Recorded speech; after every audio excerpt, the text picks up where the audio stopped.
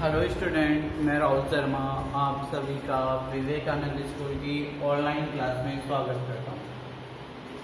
हम यहाँ अपना फिफ्थ चैप्टर पढ़ रहे थे, जीवन की मौलिक इकाई। फिफ्थ चैप्टर पढ़ रहे थे, जीवन की मौलिक इकाई।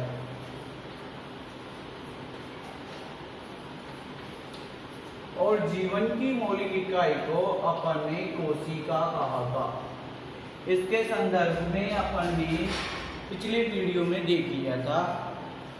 और अब अपन पढ़ रहे थे कोशिकांग। मतलब कोशिका द्रव्य में पाए जाने वाले कोशिका द्रव्य में पाए जाने वाले अंगों को अपन क्या कहते हैं? कोशिकांग कहते हैं। अब यहाँ से जो अपन बात कर रहे हैं प्लास्टिक की, या जिसे सामान्य भाषा में क्या बोला जाता है? लवक। क्या बोला जाता है? लवक। एक सिंपल नाम के वैज्ञानिक थे जिन्होंने क्या किया था, इस लवक को हरित लवक नाम दिया था।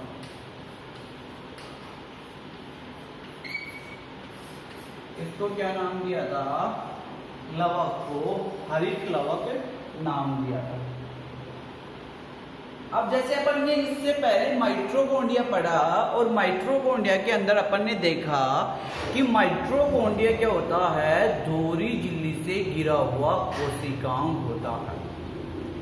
क्या होता है? दोहरी झिल्ली से घिरा हुआ कोशिकांग होता है। तो जो लवक है, लवक भी क्या होगा?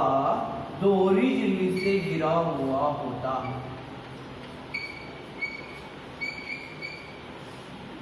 क्या होगा? दोहरी झिल्ली से घिरा हुआ होता है। अब देखिए, जैसे मैं इसकी संरचना बनाऊं तो अपने पास कुछ इस टाइप से इसकी संरचना देखने को मिलेगी। इस टाइप से। अब क्या बोला है अपन ने कि हरित लवक क्या होता है? दोहरी झिल्ली से घिरा हुआ कोशिकांग है। तो ये चारों तरफ से क्या है? दोहरी झिल्ली से घिरा हुआ कोशिकांग। अब इसके अंदर क्या होता है? एक सिक्कों की संरचना पाई जाती है। इन सिक्कों को अपन क्या कहते हैं? ग्रेना कहते हैं। क्या कहते हैं? ग्रेना कहते हैं। ध्यान देना है आपको, इस वीडियो को आपको अच्छी तरह से देखना है, क्योंकि जो आपकी बुक है उस बुक में एक एक लाइन ही दी गई है, लेकिन उससे संबंधित जो आपके है पीछे क्वेश्चन आंसर पूछे गए हैं।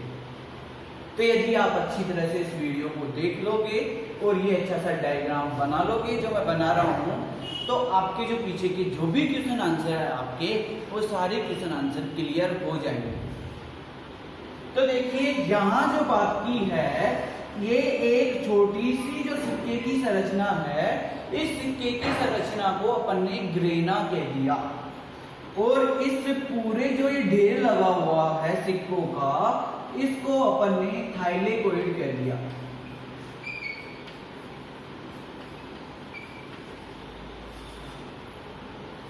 अब ऐसा ही क्या होता है कि दूसरा सिक्कों का ऐसी संरचना होती है, तीसरी ऐसी सिक्कों की संरचना होती है, ऐसे ढेर होती है। कहने का तात्पर्य ये है कि मतलब 2, 4, 5, 10 ये क्या होते हैं? थाइलेकोइड्स होते हैं। और ये थाइलेकोइड्स आपस में एक पट्टिका के द्वारा जुड़े रहते हैं। जिस संरचना से ये जुड़े हुए रहते हैं उससे पट्टिका कहते हैं। पट्टिका कहते हैं।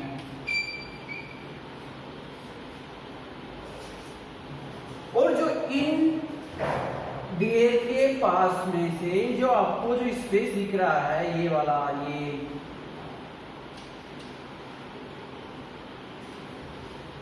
ये आपको जो स्पेस दिख रहा है, इस स्पेस को, इसमें क्या होते हैं? कुछ राइबोसोम्स होते हैं। इस वाले भाग को अपन स्ट्रोमा कहते हैं।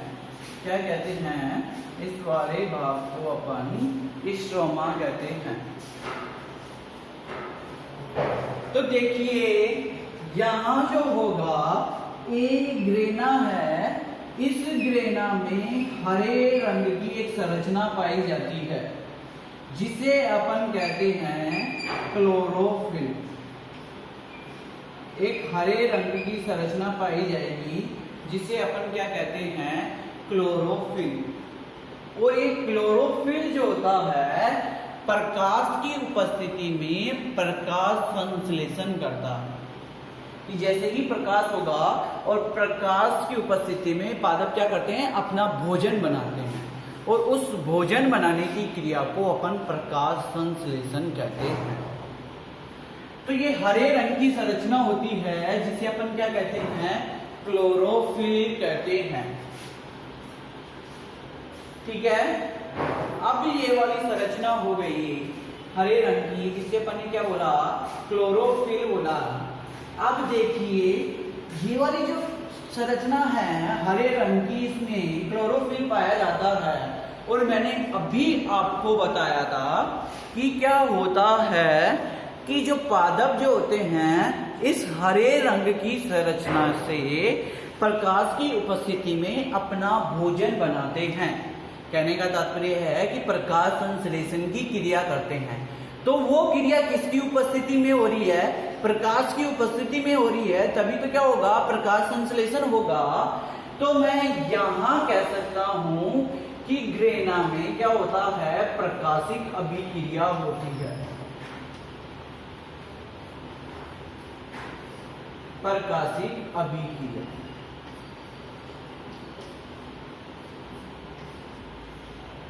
देखिए दो प्रकार की क्रियाएं होती है, एक तो प्रकाशिक अभिक्रिया और एक होती है अप्रकाशिक अभिक्रिया। प्रकाशिक अभिक्रिया होती है जो प्रकाश की उपस्थिति में होती है और अप्रकाशिक अभिक्रिया वो होती है जो प्रकाश की अनुपस्थिति में होती है। कहने का तात्पर्य अंधेरे में होती है। तो ये प्रकाशिक अभिक्रिया और अप्रकाशिक अभिक्रिया आपके यहाँ नहीं दे रखा, लेकिन एक दूसरे चैप्टर में आपके जरूर दे रखा। तो क्या है कि उस टॉपिक को यही क्लियर कर लेते हैं, फिर जब उसका पूरा डिटेल आएगा तब अपन वहां बात करेंगे। लेकिन आपको याद होना चाहिए कि ग्रेना वाला भाग में कौन सी क्रिया होती है और स्ट्रोमा वाले भाग में कौन सी क्रिया होती है। अब क्या था, देखिए सभी कोशिकाओं को जीवित रहने के लिए ऊर्जा की आवश्यकता होती है और ऊर्जा अपन को भोजन से मिलती है। जब ऊर्जा अपन को भोजन से मिलती है तो ये क्या कर रहे हैं, दिन में अपना भोजन बना रहे हैं। अब ऐसा तो होता नहीं है कि ये जितना भोजन बनाए उतना का उतना ही काम में ले लिया जाए। अभी जितना ये तो 12 घंटे जब भी सूरज रहता है, प्रकाश मिलता रहता है इनको, तब ये तो करते रहते हैं। इनको कोई जरूरत नहीं है कि अपनी जो है इनकी कोशिकाएं मतलब अब भूखी है कि नहीं है, या उनका खाना पूरा हो गया कि ये नहीं हो गया, इनसे कोई मतलब नहीं है। ये तो क्या करते रहेंगे, इनका कार्य क्या है, भोजन बनाने का, तो ये तो भोजन बनाते रहेंगे। लेकिन जो एक्स्ट्रा भोजन बनता है इनका, मान लो कि जैसे अपन बात करते हैं 2 किलो भोजन बना और 1 किलो की इनको जरूरत थी, तो 1 किलो तो भोजन काम में आ जाएगा दिन में।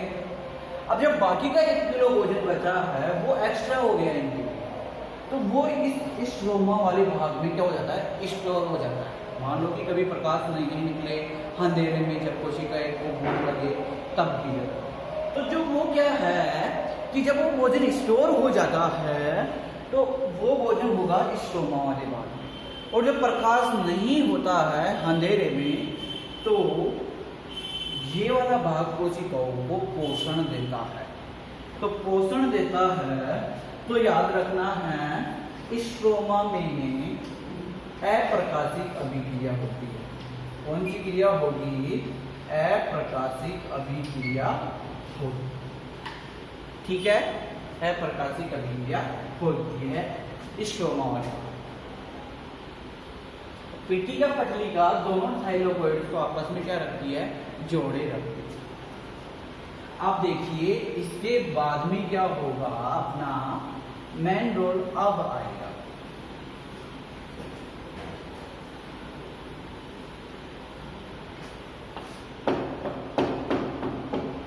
तो इस लवक को भी क्या कर दिया, अपन ने दो भाग में बांट दिया। कौन सा? एक तो क्रोमोप्लास्ट और एक होता है ल्यूकोप्लास्ट।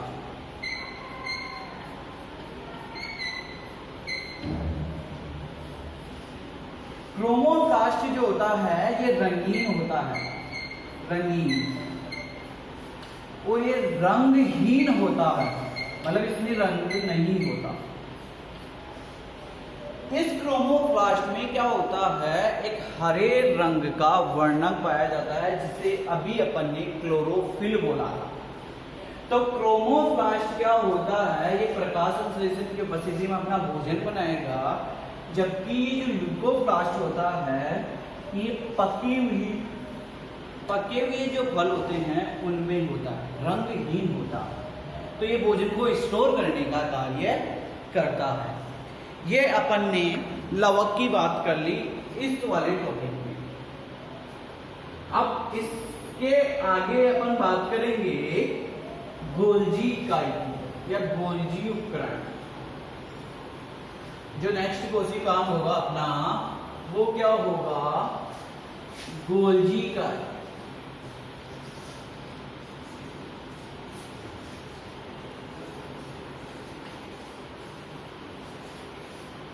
गोल्जी उपकरण। तो देखिए इसकी खोज की थी एक कैमिलो गोल्जी नाम के वैज्ञानिक ने।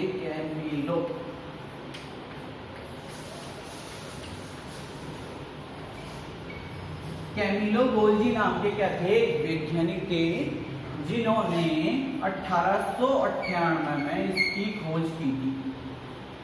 1898 में इन्होंने क्या किया, गोल्जी इकाई की खोज की। ये गोल्जी इकाई क्या होते हैं, इस प्रकार कुंड जैसी संरचनाएं होती है, इस टाइप की संरचनाएं होती है।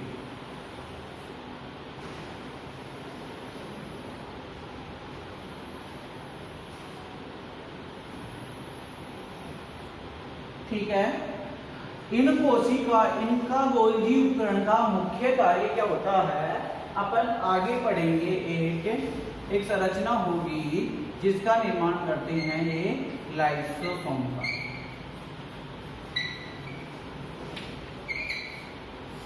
क्या करते हैं, गोल्जी उपकरण जो होते हैं ये लाइसोसोम का निर्माण करते हैं। और साथ ही साथ क्या होता है, ये वाले जो होते हैं गोल्जी उपकरण ये ER के साथ लगे रहते हैं। ER मतलब होता है एंडोप्लाज्मिक रेटिकुलम, जो अपन ने कल बात की थी अंतःप्रदवी जालिका। अंतःप्रदवी जालिका के साथ क्या होते हैं, ये लगे हुए रहते हैं। इनका साथ में क्या रहता है, जॉइंट रहता है गोल्जी उपकरण। साथ ही क्या करते हैं कि वसा का और स्टेरॉइड्स हार्मोन्स होते हैं जिनका निर्माण करते हैं।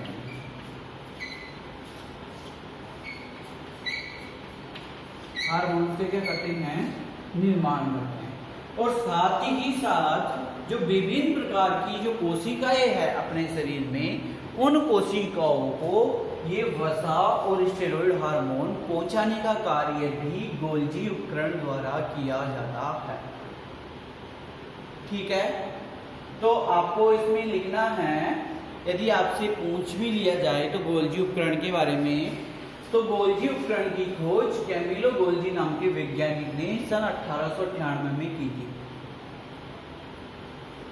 गोल्जी उपकरण क्या होते हैं, एंडोप्लाज्मिक रेटिकुलम से सटे रहते हैं, मतलब उनके साथ व्यवस्थित रहते हैं। साथ ही साथ ये ER के साथ मिलकर, मतलब एंडोप्लाज्मिक रेटिकुलम के साथ मिलकर वसा व स्टेरॉइड हार्मोन का संश्लेषण करते हैं और विभिन्न कोशिकाओं तक उनको पहुंचाने का कार्य भी करते हैं। साथ ही साथ फिर दूसरा लिखना है आपको, दूसरा कार्य है कि ये साथ ही लाइसोसोम का भी निर्माण करते हैं। आपको इतना लिखना है, गोल्जी उपकरण में आपको पूरे नंबर मिल जाएंगे। इसके बाद में जो अपना नेक्स्ट टॉपिक है तो वो अपन बात कर लेते हैं इसी की, लाइसोसोम की।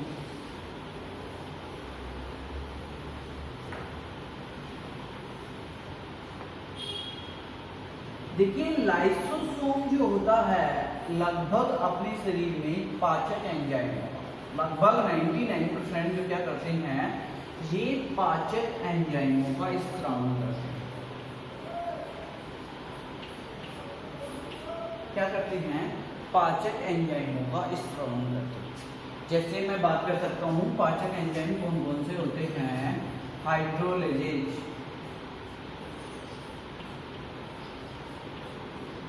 प्रोटीएजेज,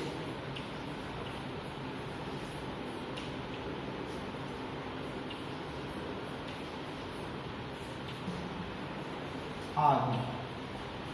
ठीक है, तो ये क्या करते हैं, पाचक एंजाइमों का स्त्रावण करते हैं। पाचक एंजाइमों का स्त्रावण करने के साथ साथ ये कोशिकाओं को सहारा प्रदान करने में भी सहायता प्रदान करते हैं। और साथ ही साथ क्या होता है कि जब विपरीत परिस्थितियां आ जाती है, विपरीत परिस्थितियां कहने का तात्पर्य है कि जब इनको क्या नहीं मिल पाएगा, भोजन नहीं मिल पाएगा, उस अवस्था में ये लाइसोसोम क्या करते हैं, अपनी ही कोशिकाओं का पाचन कर जाते हैं। जब ये मतलब इनको कोशिकाओं से भोजन मिल रहा है, देखिए मैंने आपको उस दिन भी बताया था कि जो अपना जो शरीर है या जो अपने इस पृथ्वी पे जो लोग हैं एक दूसरे से संबंधित है, कि एक दूसरे से संबंधित होने के कारण ही ये अपना जीवन यापन कर रहे हैं। नहीं तो यदि कोई अकेला व्यक्ति होता और अपने काम से मतलब एक दूसरे से संबंधित नहीं होते तो उनका जीवन संभव नहीं था। अब ये भी क्या करते हैं, एक दूसरे से संबंधित अपनी कोशिका, मतलब कोशिकाएं जो है ये आप कोशिकाओं को मान लो कि ये जो पाचक का काम करेगी, पाचक एंजाइम होगा, दूसरी कोशिकाएं और किसी का काम करेगी।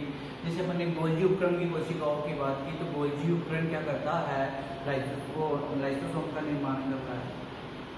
तो ये क्या होता है, एक दूसरे से संबंधित होता है। यदि एक दूसरे से संबंधित नहीं हो तो क्या हो जाएगा, कोशिकाएं बिखर जाएगी और काम करना बंद हो जाएगा। तो लाइसोसोम की यदि मैं बात करूं तो लाइसोसोम क्या होता है कि कोशिकाओं से अपना भोजन लेता रहता है, लेकिन जब विपरीत परिस्थिति आ जाती है, मतलब कोशिका के खुद के लिए ही भोजन नहीं बचेगा तो इसको लाइसोसोम को कहां से देगी।